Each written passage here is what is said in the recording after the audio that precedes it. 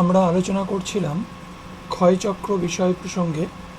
আজকে যে অংশটা আমরা আলোচনা সম্পূর্ণ করব সেটা হচ্ছে ক্ষয়চক্র চলাকালীন যে একটি প্রিকন্ডিশনের কথা বলা হয়েছিল, অর্থাৎ যখন ডেভিস তার যে শর্তের কথা বললেন যে একটি স্বাভাবিক ক্ষয়চক্র হতে গেলে ভূমিরূপের উত্থান হবে এবং সেই উত্থান চলাকালীন কোনোরকমভাবে সেই যে ক্ষয়চক্রটি চলছে তাতে কোনো ব্যাঘাত ঘটবে না। কিন্তু পরবর্তীকালে তিনি একটি সংশোধন করলেন যে ক্ষয়চক্র চলাকালীন ভূমিরূপের যদি পুনরায় পরিবর্তন ঘটে, অর্থাৎ ভূমিরূপের যদি পুনরুত্থান ঘটে বা ভূমির যদি নিমজ্জন ঘটে, তাহলে ক্ষয়চক্রের একটা সাময়িক পরিবর্তন হয় এবং সেই পরিবর্তন থেকে পুনরায় ক্ষয়চক্রটি আবার কন্টিনিউ হতে থাকে। তাহলে আমরা একটা জিনিস বুঝতে পারছি যে ক্ষয়চক্র চলাকালীন একটা ব্যাঘাত সৃষ্টি হতে পারে, হয় ভূমিরূপের উত্থানের ফলে অথবা ভূমির অবনমনের ফলে সাধারণত হয়ে থাকে। তাহলে এই যে ব্যাঘাত ঘটনাটি ঘটছে, এর ফলে একটি বিষয় হয়, সেটা হচ্ছে ক্ষয়চক্র চলাকালীন যেভাবে ভূমিরূপ ক্ষয় করে সেই ক্ষয়ের হার বেড়ে যায়, অর্থাৎ রেট অফ ইরোশনটা বেড়ে যায়। এই জন্য এই বিষয়টিকে বলা হয় ভূমির বা নদীর পুনর্যৌবন লাভ বা রেজুভিনেশন অফ ল্যান্ডফর্মস। এখানে দেখো যে বিষয়টা বলা আছে, সমুদ্রপৃষ্ঠের অবনমন ঘটলে কিংবা অন্য কোনো কারণে নদীর ক্ষয় ক্ষমতা বেড়ে গেলে যখন ক্ষয়চক্র সম্পূর্ণ হতে পারে না, এভাবে তখন স্বাভাবিক ক্ষয়চক্র বাধাপ্রাপ্ত হয়, একে ক্ষয়চক্রের ব্যাঘাত বলা হয়। আচ্ছা, কিভাবে দেখো, যখন ভূমির মানে একটু আগেই যেটা বললাম যে আপেক্ষিক উচ্চতা বাড়ছে, কখনো আপেক্ষিক উচ্চতা কমছে। তার আগে আমরা জেনে নিই যে আপেক্ষিক উচ্চতা বলতে আমরা কি বুঝি। কোনো স্থানের যে সর্বোচ্চ উষ্ণতা এবং সর্বনিম্ন উচ্চতার মধ্যে যে পার্থক্য, সর্বোচ্চ উচ্চতা এবং সর্বনিম্ন উচ্চতার মধ্যে যে পার্থক্য, সেই পার্থক্যকে ওই স্থানের আপেক্ষিক উচ্চতা বলা হয়। এখন যদি সমুদ্রপৃষ্ঠের আপেক্ষিক উত্থানের ফলে, অর্থাৎ সমুদ্রের জলতল ধরো উপর দিকে উঠলো, আপেক্ষিক উত্থানের ফলে কি হয় না, ক্ষয়ের সীমার ধনাত্মক পরিবর্তন হয়, অর্থাৎ সেখানে positive change of base level of erosion বলা হয় তাকে। সমুদ্রপৃষ্ঠের এরূপ পরিবর্তনে ক্ষয়চক্র এগিয়ে আসে, মানে আরও তাড়াতাড়ি হয়। অন্যদিকে দেখো, সমুদ্রপৃষ্ঠের পতন ঘটলে, অর্থাৎ সমুদ্রতল যেখানে ছিল, যেটাকে আমরা ক্ষয়সীমা ধরে থাকি, সেই সমুদ্রতলের যদি পতন ঘটে, মানে নিচের দিকে নেমে যায় সমুদ্রতলটি, তখন কি হবে না, সেখানে ক্ষয়সীমার ঋণাত্মক পরিবর্তন ঘটে, অর্থাৎ negative change of base level of erosion হয়। মানে আগে যে অবস্থাটায় ছিল সেটাকে যদি জিরো ধরো, তার থেকে যদি নিচের দিকে চলে যায় তাহলে মাইনাসের দিকে যাচ্ছে বলে আমরা ধরি। একটা গ্রাফ যদি কল্পনা করো, তাহলে সেটাকে বলছে negative change of base level of erosion. আর যদি আগে যে সমুদ্র তলটা ছিল তার থেকে ভূমির উত্থানের ফলে বা সমুদ্র জলের উত্থানের ফলে যদি সেখানে ক্ষয়সীমার পরিবর্তন যে ঘটছে, সেটাকে বলছে ধনাত্মক পরিবর্তন বা positive change of base level of erosion. এরপর আমরা চলে আসি ভূমিরূপের পুনর্যৌবন বলতে আমরা কি বুঝি। দেখো, এখানে যে ডেফিনেশনটি দেওয়া রয়েছে, অর্থাৎ সমুদ্রপৃষ্ঠের পতন হলে বা কোনো কারণে যদি নদীর ক্ষয় ক্ষমতা বৃদ্ধি পায়, নদীর যে স্বাভাবিক গতিতে যে ক্ষয় নদী করছিল সেটা যদি হঠাৎ করে এসে নদীর মধ্য প্রবাহে বা নিম্ন প্রবাহে হঠাৎ করে বৃদ্ধি পায় বা উচ্চ প্রবাহেও বৃদ্ধি পেতে পারে, নদী তখন ওই যে পুরনো ভূভাগ সেটিকে নতুন উদ্যমে নিচের দিকে ক্ষয় করতে শুরু করে। অর্থাৎ নদীর যদি ইরোডেবিলিটি পাওয়ারটা বেড়ে যায়, তখন নদী নিচের দিকে আরও বেশি করে ক্ষয় করতে শুরু করে। এইভাবে পর্যায়িত বা সমপ্রায় ভূমির উপরে যৌবনোচিত ভূমিরূপের যে অধ্যারোপণ যে হয়, অর্থাৎ সুপার ইম্পোজড হয়। কোনটা সুপার ইম্পোজড হয় না, নদীর যে প্রোফাইলটা তৈরি হচ্ছে, আমরা একটু পরেই যখন নিক পয়েন্ট পড়বো সেখানে ছবিটা দেখাচ্ছি তোমাদের, তখন সেখানে যে ভূমিরূপের যে পরিবর্তনটা হচ্ছে, অর্থাৎ নদীর ক্ষয়ের ফলে নদীর যে আরেকটি প্রোফাইল তৈরি হয়ে যাচ্ছে, সেটাকে আমরা বলছি ইউথ স্টেজের একটা প্রোফাইল। তার মানে নদীর ক্ষয়ের ফলে, অতিরিক্ত ক্ষয়ের ফলে যে প্রোফাইলটা তৈরি হচ্ছে, সেটা আগের যে প্রোফাইল তার উপরে একটা সুপার ইম্পোজড হচ্ছে। একেই ভূমিরূপের পুনর্যৌবন লাভ বলে। তোমরা একটু সহজ করে বলবে, যদি এই পর্যন্ত বলতে পারো তাহলেও সেটা কিন্তু হবে। অর্থাৎ সমুদ্রপৃষ্ঠের পতন হলে অথবা অন্য কোনো কারণে অন্য কোনো প্রাকৃতিক কারণে নদীর ক্ষয় করার ক্ষমতা বৃদ্ধি পেলে নদী তখন ওই পুরনো ভূভাগকে নতুন উদ্যমে নিচের দিকে ক্ষয় করতে শুরু করে। ভূমিরূপের এইরূপ পরিবর্তনকে পুনর্যৌবন লাভ বলে। পুনর্যৌবন লাভের সাধারণত যে প্রসেসগুলোতে হয়, অর্থাৎ যে উপায়গুলোতে পুনর্যৌবন লাভ হয় ভূমির, সেগুলো সম্পর্কে একটু আলোচনা করা আছে। খুব ইম্পর্টেন্ট এই জায়গাটি, তোমাদের ভালো করে পড়তে হবে। প্রথম যে বিষয় সেটা হচ্ছে গতিময় পুনর্যৌবন লাভ বা ডায়নামিক রেজুভিনেশন। এখানে একটা জিনিস মনে রাখবে, মহীভাবক ও গিরিজনী আলোড়নের কথা তোমরা পড়েছো। অর্থাৎ এই যে অভ্যন্তরীণ দুই আলোড়ন, একটা কাজ করে তির্যকভাবে মহীভাবক আলোড়ন, আর একটা কাজ করে অনুভূমিকভাবে। তার মানে এই আলোড়নের ফলে ভূমিভাগের উচ্চতার যদি পরিবর্তন ঘটে এবং সেই সাপেক্ষে যে পুনর্যৌবন লাভ ঘটে, ভূমির উপরে যে নতুন করে ক্ষয়কার্য শুরু হয়, নতুন রেটে যে ক্ষয়কার্য শুরু হয়, তার ফলে যে ভূমির পুনর্যৌবন লাভ, তাকে বলছে গতিময় পুনর্যৌবন লাভ। এই কথাটি তোমাদের ডেফিনেশনের মধ্যে অবশ্যই থাকতে হবে। মহীভাবক ও গিরিজনী আলোড়নের ফলে ভূমির উপরে যে পুনর্যৌবন লাভ ঘটে তাকে গতিময় পুনর্যৌবন লাভ বলে। এরপর হচ্ছে ইউস্ট্যাটিক পুনর্যৌবন লাভ। ইউস্ট্যাটিক পুনর্যৌবন লাভটা পৃথিবীব্যাপী সমুদ্রপৃষ্ঠের পরিবর্তনের সাথে রিলেটেড। মনে রাখতে হবে, সমুদ্রপৃষ্ঠের যে জলতলের পরিবর্তন, তার সাথে এই রেজুভিনেশনটা রিলেটেড। এই কথাটি সংজ্ঞার মধ্যে অবশ্যই থাকতে হবে। দুভাবে সেটা হতে পারে। দেখো, ভূ আলোড়নের ফলে যদি সমুদ্রবক্ষ বিস্তৃত হয়, অর্থাৎ সমুদ্রবক্ষের যে ওয়াটার হোল্ডিং ক্যাপাসিটি, তার মধ্যে যে জল ধরে রেখেছে, যদি সেই কন্টেনারটা বেড়ে যায়, অর্থাৎ সি ফ্লোরটা যদি প্রসারিত হওয়ার ফলে সাময়িকভাবে তাতে যদি জল ধারণ ক্ষমতাটা বেড়ে যায়, তাহলে যে পরিমাণ জলটা সমুদ্রে রয়েছে সেই জলতলটা নিচের দিকে নেমে যায়। অর্থাৎ ভূমির যে স্থানীয় উচ্চতার পরিবর্তন হয়, এখানে আমরা দেখছি তার মানে বেস লেভেলের নেগেটিভ পরিবর্তন হচ্ছে। এখানে যে পুনর্যৌবন লাভ ঘটে সেটাকে একটা প্রসেস অফ ইউস্ট্যাটিক পুনর্যৌবন লাভ বলে। অন্যদিকে দেখো, হিমযুগের সময়, অর্থাৎ যখন গ্লেসিয়াল স্টেজ চলে, তখন কী হয় না, সমুদ্র থেকে জলটা বাষ্পীভূত হয়ে গিয়ে স্থলভাগের উপরে বরফ আকারে জমা হয়। তার মানে প্রচুর পরিমাণে জল সমুদ্র থেকে বাষ্প আকারে চলে আসার ফলে সমুদ্রের যে জলের পরিমাণ সেটা কমে যায়। তার ফলে সমুদ্রের জলতলের নেগেটিভ পরিবর্তন ঘটে। অর্থাৎ সমুদ্রের তলের যে নেগেটিভ বেস লেভেল, তার পরিবর্তন হয়, মানে সেটা পরিবর্তনটাকে নেগেটিভ বলা হয়। এই যে পরিবর্তন হচ্ছে, এর ফলে যে পুনর্যৌবন লাভ ঘটে সেটাকেও ইউস্ট্যাটিক পুনর্যৌবন লাভের আরেকটি কারণ হিসেবে ধরা হয়। সুতরাং তোমরা অবশ্যই যখন ইউস্ট্যাটিক পুনর্যৌবন লাভ বলবে তখন এই দুটো কন্ডিশনের কথা তুলে ধরবে। এরপরেরটি হচ্ছে স্থিতিশীল পুনর্যৌবন লাভ বা স্ট্যাটিক রেজুভিনেশন, যেখানে ভূমির উত্থান এবং সমুদ্রপৃষ্ঠের অবনমন, অর্থাৎ গিরিজনী মহীভাবক আলোড়ন বা সমুদ্রপৃষ্ঠের জলতলের যে পরিবর্তন, সেটা ছাড়াই যদি ভূমির নিম্নক্ষয় বৃদ্ধি পায়, অর্থাৎ নদীর যে নিম্নক্ষয় ক্ষমতা বৃদ্ধি পায়, তার ফলে যে পুনর্যৌবন লাভ ঘটে তাকে বলছে স্থিতিশীল পুনর্যৌবন লাভ বা স্ট্যাটিক রেজুভিনেশন। প্রধানত তিনটি কারণে এটা হয়। প্রথম কারণটি হচ্ছে নদীর বোঝা যদি হ্রাস পায়। নদীর বোঝা মানে নদীর যে বাহিত লোড, নদী যে পরিমাণ বোল্ডার, যে পরিমাণ নুড়ি বালি বহন করছে, সেই পরিমাণটা যদি কমে যায় হঠাৎ করে, তাহলে কি হবে না, নদীর যে জল বহন করে নিয়ে যাচ্ছে, সেই জল বেশি পরিমাণে ক্ষয় করতে সক্ষম হবে। অর্থাৎ তার যদি ভারটা কমে যায়, ধরো একটা মানুষ দৌড়াচ্ছে, যদি তার পিঠে একটা ভার দিয়ে দেওয়া হয়, তাহলে তার দৌড়ানোর গতিবেগটা কমে যায়। যদি পিঠ থেকে ভারটা নামিয়ে দাও, তাহলে তার দৌড়ানোর গতিবেগটা আবার বেড়ে যাবে। এই হচ্ছে বিষয়টা। দ্বিতীয় বিষয় হচ্ছে নদীগ্রাস ঘটলে। নদীগ্রাস মানে হচ্ছে নদী, মানে যেটাকে আমরা ইংরেজিতে বলি রিভার ক্যাপচার। তোমরা পরবর্তী চ্যাপ্টারে গিয়ে বিষয়টা আরও ডিটেলসে পড়বে। যখন দুটি পরবর্তী নদী উৎসমুখী ক্ষয়ের ফলে পরস্পরের দিকে অগ্রসর হয়, তার মধ্যে যেটি শক্তিশালী নদী, সে যখন অপর নদীর উৎসে গিয়ে স্পর্শ করে, অপর যে নদীটি রয়েছে সেই নদীর কাছাকাছি পৌঁছে যায়, তখন অপর দিকে প্রবাহিত পরবর্তী নদীটি যে শক্তিশালী পরবর্তী নদীটির দিকে প্রবাহিত হতে শুরু করে। অর্থাৎ শক্তিশালী পরবর্তী নদীটি অপর দিকে প্রবাহিত পরবর্তী নদীটিকে গ্রাস করে ফেলে। ওই যে অংশে ঘটনাটি ঘটছে, তার ফলে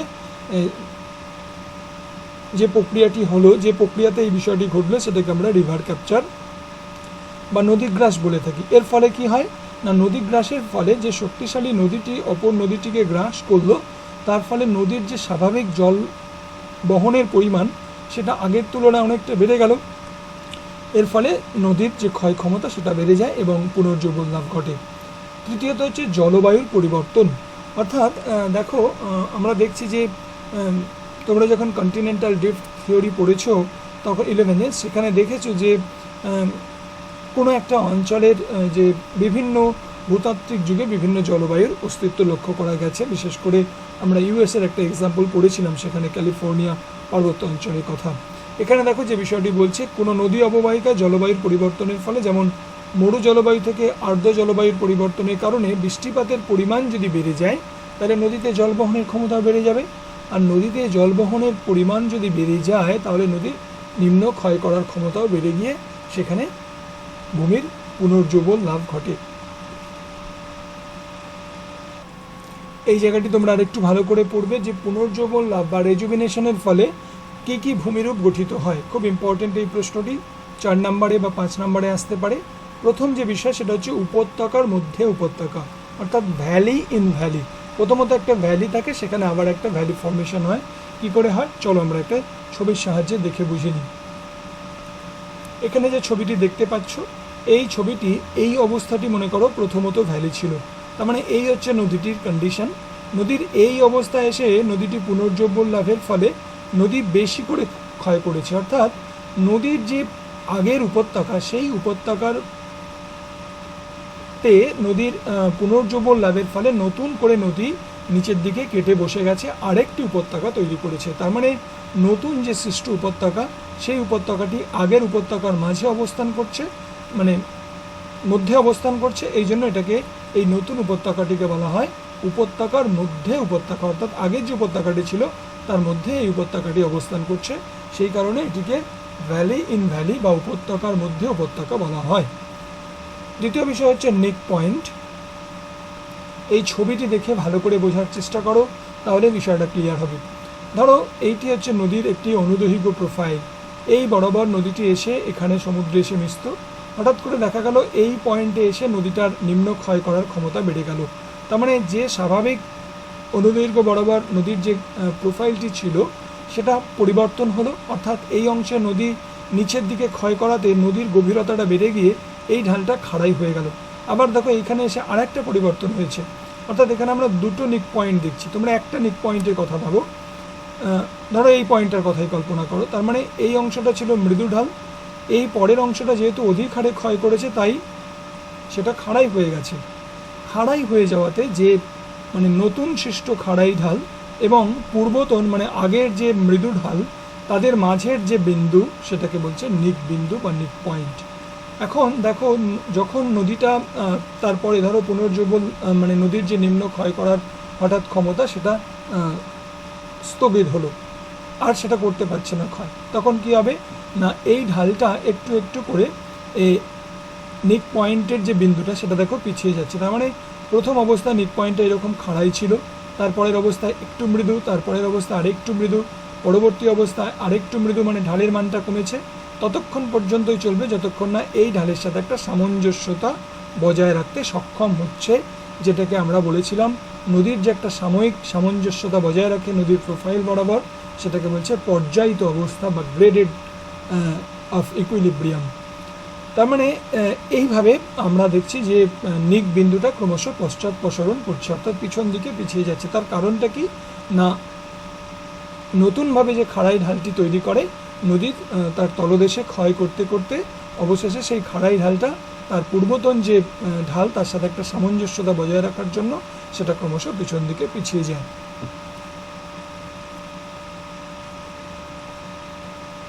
এর পরের যে অংশ সেটা হচ্ছে রিভার টেরাস। খুব সহজ বিষয়টা, একটুখানি বুঝে নাও। এখানে যে ছবিটা দেখতে পাচ্ছ এটা হচ্ছে নদীর বর্তমান উপত্যকা, এই অংশটা হচ্ছে বর্তমান উপত্যকা। এটা একটা টেরাস, অর্থাৎ এটা একটা নদীর ধাপ, এটা হচ্ছে তার আগের গঠিত একটা রিভার টেরাস। তার মানে এই অংশে একটা পুনর্জীবন লাভ ঘটেছে, সেই জন্য এটা একটা নিক পয়েন্ট। এটা মনে করো একটা নিক পয়েন্ট, এই অংশে আরেকটা পুনর্জীবন লাভ করে তারপরে নদীটা নিচের দিকে বসে গেছে। তার মানে এখানে দুটো স্টেপে ভূমির পুনর্জীবন লাভ ঘটেছে। এর ফলে তাই নদীর উভয় দিকে আমরা দেখছি দুটো স্টেপ বা দুটো নদীর ধাপ তৈরি করেছে, যেটাকে আমরা বলছি রিভার টেরাস বা বাংলাটা কি যেন, নদী মঞ্চ। তাহলে এখানে আবার দুটো বিষয় রয়েছে। যদি এই উভয় দিকের যে ধাপ তারা যদি সমান উচ্চতায় অবস্থান করে তাদেরকে বলা হয় পেইরেড টেরাস বা যুগল নদী মঞ্চ। যদি তারা অসমান উচ্চতায় অবস্থান করে, অর্থাৎ ধরো একটা তুলনায় কম উচ্চতা আর একটা তুলনায় অনেকটা বেশি উচ্চতায় অবস্থান করছে, তাহলে সেই রকম নদী মঞ্চকে বলা হয় অযুগল নদী মঞ্চ বা আনপেইরেড টেরাস। এরপর চলে এসো খোদিত নদীবাঁক প্রসঙ্গে, যেটাকে ইনসাইজড মিয়েন্ডার বলা হয়। এখানে ইনসাইজড মিয়েন্ডার মানে খুব বিষয়টা সহজ, একটু বোঝার চেষ্টা করো। ধরো এইটা একটা নদী বাঁকের অংশ। এখানে যে ছবিটা দেওয়া রয়েছে, ডান দিকের যে ব্রাউন কালারের রেখাগুলো দেখতে পাচ্ছ, সেগুলো আসলে সমোন্নতি রেখা, যেটা তোমরা টোপোগ্রাফিক্যাল মানচিত্রে পড়বে। যে রেখার সাহায্যে ভূমির সমান উচ্চতাকে দেখানো হয় তাকে সমোন্নতি রেখা বলা হয়। আগে এইখানটা বুঝিয়ে নিই, তারপরে এই জায়গাটা যাচ্ছি। ধরো এই জায়গাটা নদীর বাঁক, হঠাৎ করে নদীর পুনর্যৌবন লাভের ফলে নদীটা গভীরভাবে নিম্নক্ষয় করতে সক্ষম হলো। তাহলে নদীর যে পূর্বতন উপত্যকা, যেটাকে আমরা একটু আগেই বলেছিলাম ভ্যালি ইন ভ্যালি ফর্মেশন করছে বা রিভার টেরাস ফর্ম করছে, তার মানে নদীটা যদি নিচের দিকে কেটে বসে যায়, এই যে নদী বাঁক অংশে আমরা সাধারণত দেখেছি যে নদীর প্লাবন ভূমি গঠন করে, কারণ সেই অঞ্চলে নদীর যে মানে নদীগর্ভের সঞ্চয়টা অনেক বেশি হয়। কিন্তু এখানে নদীটা যদি গভীরভাবে কেটে বসে যাওয়ার ফলে, পুনর্যৌবন লাভের ফলে যদি নদীটা গভীরভাবে নিচের দিকে কেটে বসে যায়, তাহলে কি হবে, সেই নদীগর্ভের যে জল সেটা থেকে আর প্লাবন তৈরি হতে পারে না। তার মানে খোদাই করে নদীটা নিম্নক্ষয় করে খোদাই করে নিচের দিকে কেটে বসে গেছে due to the formation of rejuvenation, অর্থাৎ পুনর্যৌবন লাভের ফলে। তার মানে এই জন্য এই নদী বাঁককে, অর্থাৎ এই বাঁক সমন্বিত যে নতুনভাবে পুনর্যৌবন লাভের ফলে গভীর উপত্যকাটি গঠন করেছে, তাকে আমরা বলছি খোদিত নদী বাঁক। খোদিত মানে হচ্ছে নদীর পুনর্যৌবন লাভের ফলে বাঁকটা খোদাই করে নিচের দিকে কেটে বসে গেছে, হচ্ছে সহজ বাংলা কথা। এখানে আমরা দেখি যে ছবিটাতে দেখো, এই দুদিকে নদীর পাড়ের উচ্চতাটা সমান, সেই জন্য এটাকে বলছে দেখো সমান, দুপাশে সমান খাড়া প্রাচীর দ্বারা আবদ্ধ থাকে, সেটাকে বলছে এন্ট্রেঞ্চ মিয়েন্ডার বা সম খাড়া পরিখা বেষ্টিত নদীবাঁক, অর্থাৎ দুদিকে খাড়াইটা সমান। এখানে দেখো দুদিকে খাড়াইটা সমান নয়, এখানে সমোন্নতি রেখাগুলো দূরে দূরে অবস্থান করছে, মানে এদিকটা মৃদু ঢাল, আর এদিকটা কাছাকাছি অবস্থান করছে, মানে খুব খাড়াই ঢাল। তার মানে একদিকে মৃদু ঢাল, একদিকে খাড়াই ঢাল, সেটাকে বলা হয় ইনগ্রোন মিয়েন্ডার বা অসম খাড়া পরিখা বেষ্টিত নদীবাঁক। খুব ভালো করে এই টার্মগুলো মনে রাখবে, কারণ এখান থেকে 2 নম্বর প্রশ্নও আসে। এন্ট্রেঞ্চ মিয়েন্ডার, ইনগ্রোন মিয়েন্ডার, এগুলোকে ইংরেজিগুলোকে বাংলা টার্মে অনেক সময় প্রশ্ন তোমরা পাবে, সেই জন্য খুব ভালো করে বিষয়টা বুঝবে এবং ছবিও আঁকার চেষ্টা করবে। আমরা একদম শেষ পয়েন্টে চলে এসেছি, উত্থিত সমুদ্র সৈকত ও নদীমঞ্চ, যেটাকে raised bitches and marine traders বলা হয়। অর্থাৎ সমুদ্রের যে আমরা উত্থান পতনের কথা বললাম, ধরো সমুদ্রের যে উপকূলবর্তী যে সমতল ভূমি, সেই সমতল ভূমিটি কি হচ্ছে না, বর্তমান সমুদ্রতল থেকে যদি তার অবস্থানটা 50 মিটারের কম হয়, অর্থাৎ ধরো সমুদ্রতল নিচের দিকে বসে গেছে, তার মানে আগের যে মঞ্চটি ছিল অর্থাৎ সৈকত ভূমিটা ছিল, সেটা 50 মিটারের কম উচ্চতায় অবস্থান করছে, তাকে বলছে উত্থিত সমুদ্র সৈকত। আর যদি আরও বেশি করে সমুদ্রতলটা নিচের দিকে নেমে যায়, সেটা উচ্চতাটা হচ্ছে, তাদের ডিফারেন্সটা হচ্ছে 50 মিটারের বেশি, তখন সেটাকে বলছে সমুদ্র মঞ্চ বা মেরিন টেরাস। এটি গ্রেট ব্রিটেনের যে দক্ষিণ পশ্চিম উপকূলে উত্থিত সমুদ্র সৈকত গড়ে উঠেছে। উদাহরণগুলো মনে রাখার চেষ্টা করবে, সেই সঙ্গে অবশ্যই ছবি দেবে। আজকের যে অংশটুকু তোমাদের পড়া হলো, এই অংশটা এই চ্যাপ্টারটি কমপ্লিট করলো। তোমরা এখানে অনুশীলনী থেকে যে প্রশ্নগুলো রয়েছে তাদের আনসারগুলোও দেওয়া রয়েছে, এগুলো খুব ভালো করে প্র্যাকটিস করো। অনেকগুলো প্রশ্ন রয়েছে, তাহলে তোমাদের পুরো সমগ্র চ্যাপ্টারটি ভালো করে সম্পূর্ণ হয়ে যাবে। এছাড়াও এখানে যে সংক্ষিপ্ত উত্তরধর্মী প্রশ্নগুলো রয়েছে, সেইগুলো তোমরা প্র্যাকটিস করো, তাহলেই তোমাদের এই অংশটা থেকে যে সমস্ত প্রশ্ন, যে সমস্ত কোয়ারিজগুলো আছে, সেগুলো তোমরা সমাধান করতে পারবে। রচনাধর্মী প্রশ্নের মধ্যে যেগুলো বিশেষ করে টিক দেওয়া রয়েছে, সেগুলো খুব গুরুত্ব দিয়ে পড়বে। দেখো, প্রথম প্রশ্নটি রয়েছে, প্রত্যেক ভূমিরূপের একটি সুনির্দিষ্ট জীবন ইতিহাস আছে। ডেভিসের এই উক্তিটি মানে বিচার করে, অর্থাৎ সেখানে যে 3টে পর্যায়ের কথা ডেভিস মূলত বলেছেন, সেই পর্যায়গুলো প্রত্যেকটি পর্যায়ের বৈশিষ্ট্য এবং ছবি আঁকতে হবে। স্বাভাবিক ক্ষয়চক্র কাকে বলে, ভূমির পুনর্জীবন লাভ বলতে কী বোঝো, ক্ষয়চক্রের ব্যাঘাত বা বিঘ্ন কী, কীভাবে এটি ঘটে, ডেভিস বর্ণিত ক্ষয়চক্রের শর্তগুলো কী কী, স্বাভাবিক ক্ষয়চক্রে যৌবন অবস্থায় কী কী ভূমিরূপ গঠন করে, পরিণত অবস্থায় কী কী ভূমিরূপ গঠন করে, বার্ধক্য অবস্থায় কী কী ভূমিরূপ গঠন করে, এগুলো ভালো করে প্রত্যেকটা অবস্থায় যে ল্যান্ডফর্মসগুলো গঠন করে সেগুলো মনে রাখবে। অবশ্যই দেখো খেয়াল করবে স্বাভাবিক ক্ষয়চক্র, কিন্তু যদি এটা শুষ্ক অঞ্চলে ক্ষয়চক্র থাকে তাহলে সেখানে ভূমিরূপের প্রসঙ্গগুলো আবার বদলে যাবে। সেজন্য অবশ্যই খেয়াল করবে প্রশ্নের আগে স্বাভাবিক কথাটি লেখা আছে কিনা। আর শেষে ভূমিরূপের পুনর্জীবন লাভ কয়ভাবে মানে কয়টি ভাগে বিভক্ত ও কী কী, এবং পুনর্জীবন লাভের ফলে যে গঠিত ভূমিরূপ সেগুলো প্রসঙ্গে আলোচনা করো। এই অংশটি তোমরা খুব ভালো করে তৈরি করে নাও। এই অংশ থেকে ছোট বড় মাঝারি সব ধরনের প্রশ্নই আসে, যেভাবে বলা হয়েছে সেইভাবে প্রস্তুতি নিতে থাকো।